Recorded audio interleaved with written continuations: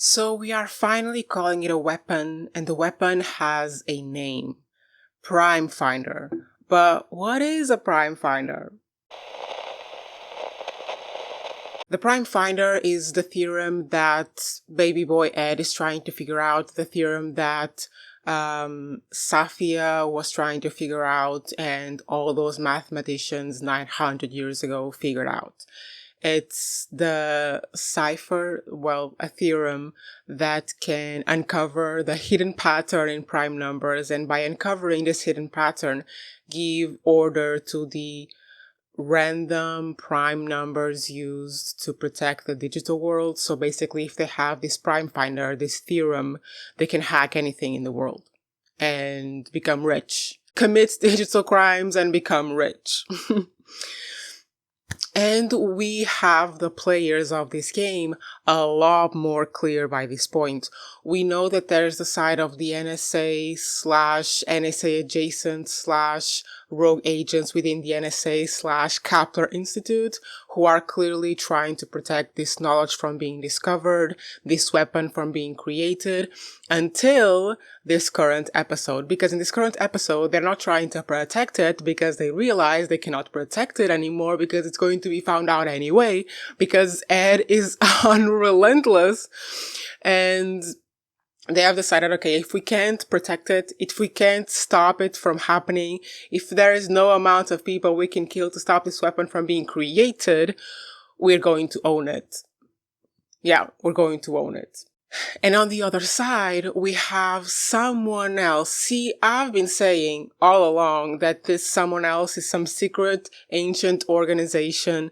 But no, because we find out in this episode that the two people in the Iraqi dig that are kind of like nefarious, the bad guys within the dig are the main archaeologist dude, and the guy we find out is a freaking Serbian mercenary.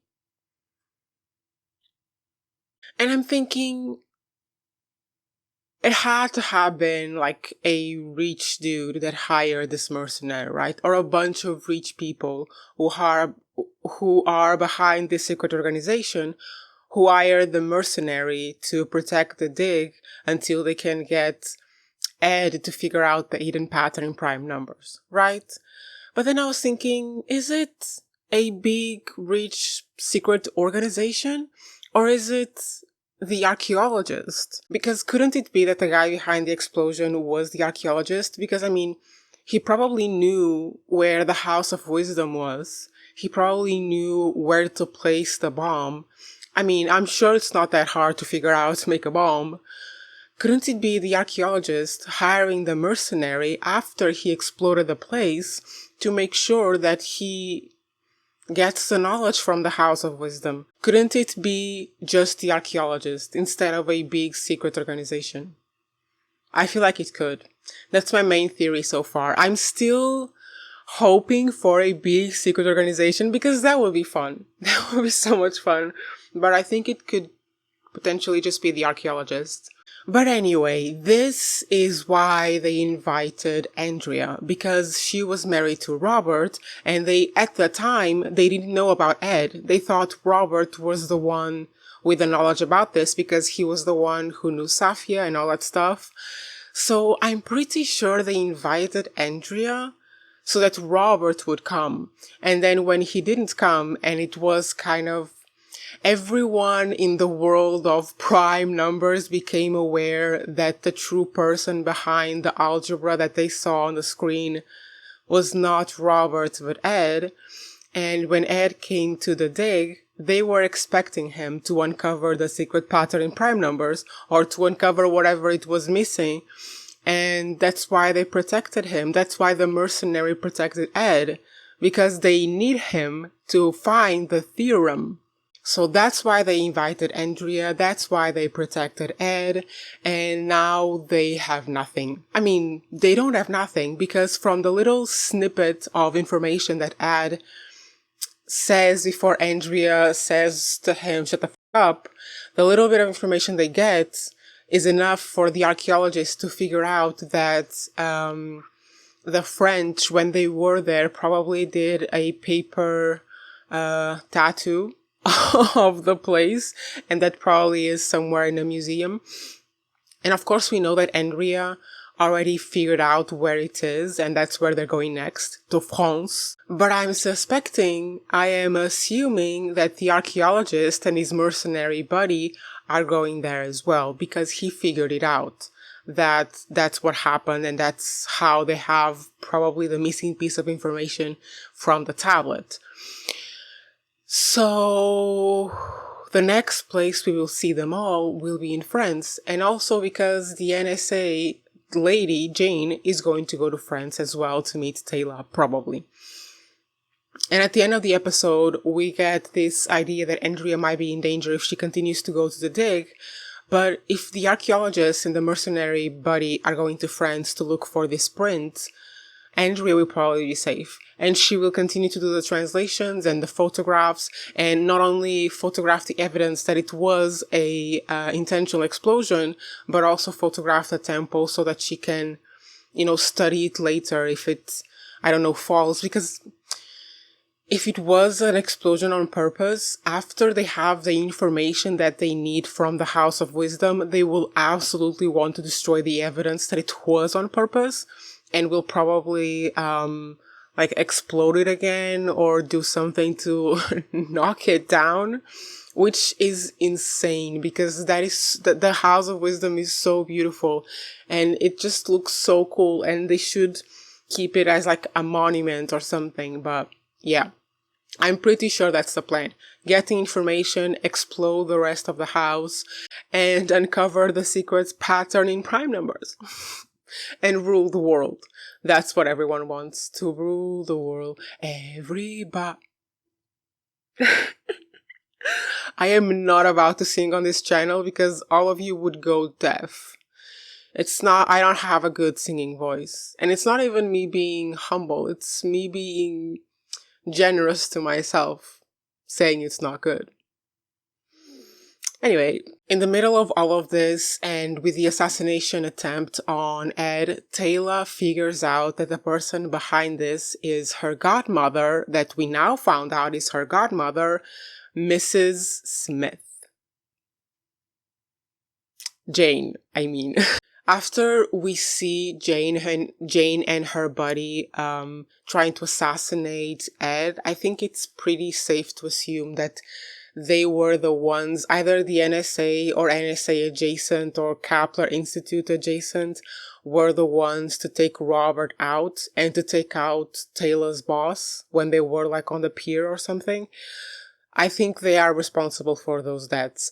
The researcher boy, Andrea's apprentice, let's say, I think that was the mercenaries doing. They probably paid those thugs to go after him to pretend it was a hate crime. Because earlier in the episode, we get to know the fact that the NSA or the rogue agents within the NSA don't think they have an asset in Iraq to take out Ed, and then they have someone there. So what this tells us is that they didn't try before to assassinate anyone in Iraq because they weren't even sure if they had someone to assassinate in Iraq.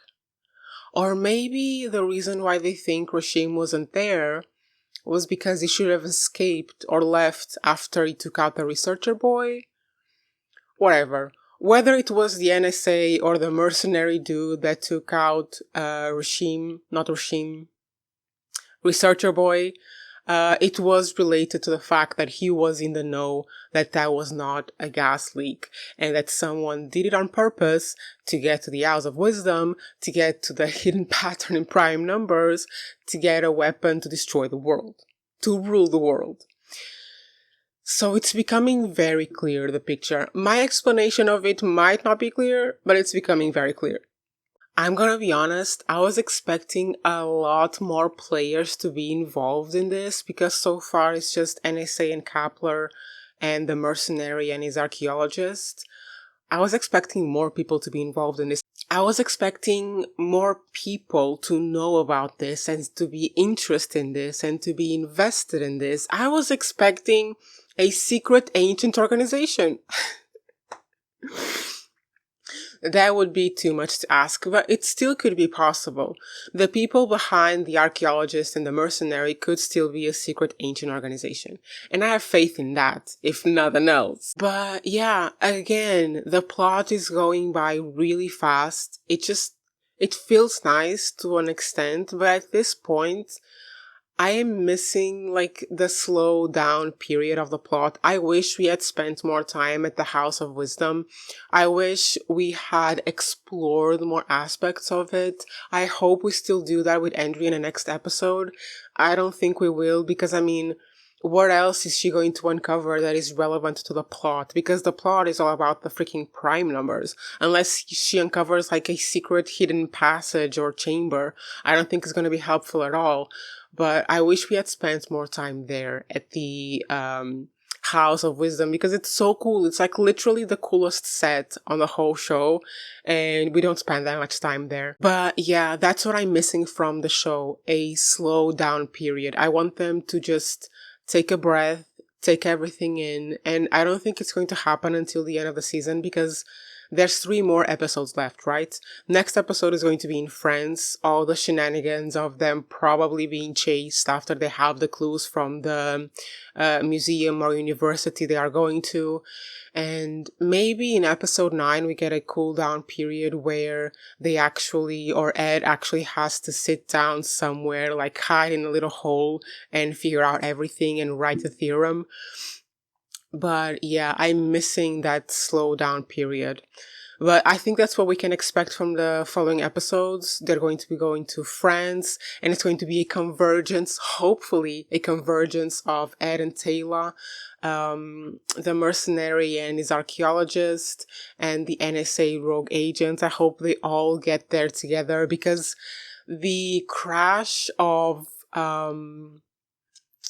like goals and motivations is going to be fun because the NSA rogue agent, Jane, she's going to be wanting to save Taylah, but also now save Ed because they want him to write the theorem for them. So they're going to be after them, but not trying to kill them. But then if they see the archaeologist and the mercenary and probably someone else on their side, they're going to want to try to kill them. But then the mercenary and the archaeologist are going to feel the same about Ed and Taylah and the same about the NSA. Like, we don't need the NSA, fuck them. But we do need the boy to figure out this freaking theorem unless what? Unless they have another person on their team that can uncover the hidden pattern in prime numbers. Listen, I know at this point it's more than delusional that Safiya could be alive. Baby girl was on a tub. I know. But a girl hopes. And I mean, if it's not Safiya, they could have someone else who can decode or write the theorem, maybe, because there are more people being surveilled around the world. And if the NSA knows about these people, maybe the archaeologist and the mercenary and whoever potentially is behind them know about these people as well. So if they have someone else to decode the theorem, maybe they don't need Ed and Taylah and they will be just shooting to kill everyone.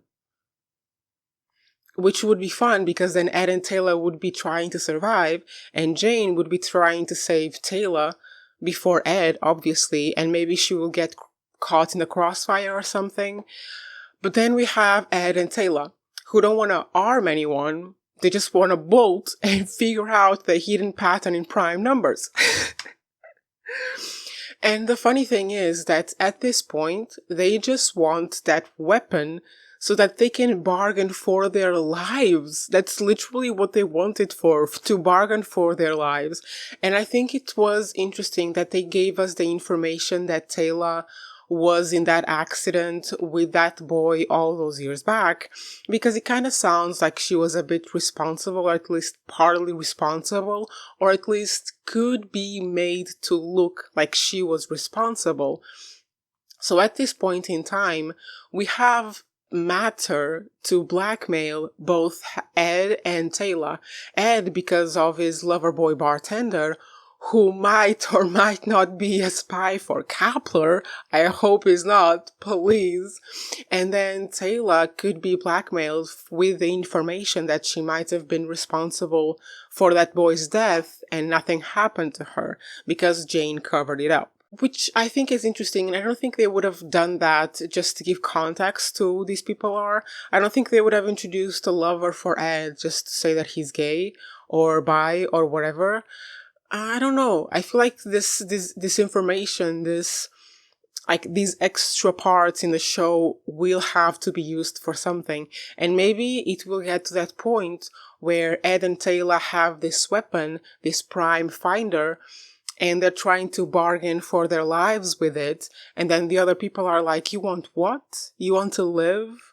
And you'll give us this? But we know you will never give us this because you will never give nefarious people a weapon to rule the world. So you either put it on the table. I'm assuming it's going to be like on a drive. How do you call that in English? A USB drive, right? Whatever. It's going to be somewhere. Either you put it on a table or we're going to tell everyone that you were responsible for that boy's death, and we are going to be responsible for your lover boy bartender's death. Anyway, it could end in many different ways. I think there's potential for a second season because it's fun. I mean, it's fun. We miss archaeological stuff and this kind of like hidden secrets of the world stuff. So I think they could potentially do a second season, especially because they have the House of Wisdom and they are absolutely, undeniably underusing it. So who knows what other mysteries and secrets are hidden in the House of Wisdom. I feel like it's a waste to build such a beautiful temple and put no hidden passages in it. I feel like that would be the perfect ending to the season. The whole business with the prime numbers kind of gets resolved in some way, and then we get a final scene of baby girl Andrea at the House of Wisdom clicking something or like sliding something and opening a secret passage with more secret hidden secrets, and that will be season 2. Come on, wouldn't that be fun? It would. Anyway, that's all I have for you today. Join me here next week for the next review. Join me here tomorrow for the Severance. Tomorrow? I'll probably post this today. So join me here Friday for the Severance review. And next week we're starting with Yellow Jackets and White Lotus. Guys, I cannot wait. I'm gonna have so much fun reviewing those shows. Like, I've been watching White Lotus and Yellow Jackets on my own before I had a channel, and I am the kind of person that screams at the screen when something happened. Like, you should have seen my face when they became cannibals. You should have seen my face. So it's gonna be real fun. And join me on Patreon. I'm reviewing a bunch of shows. I do weekly reviews and then just one single video reviews of shows that come out in one day and I just binge them. So yeah, join me there. It's gonna be really fun. I'm doing, hopefully, I was going to do this. I'm doing hopefully a deeper dive on The Pit, because it's just a good show with so much character development. Not character development, character exploration, I would say. So yeah, join me here, join me on Patreon. I'm going to review all of your favorite shows, and it's gonna be fun. It's gonna be so much fun. Anyway, see you guys soon. Bye.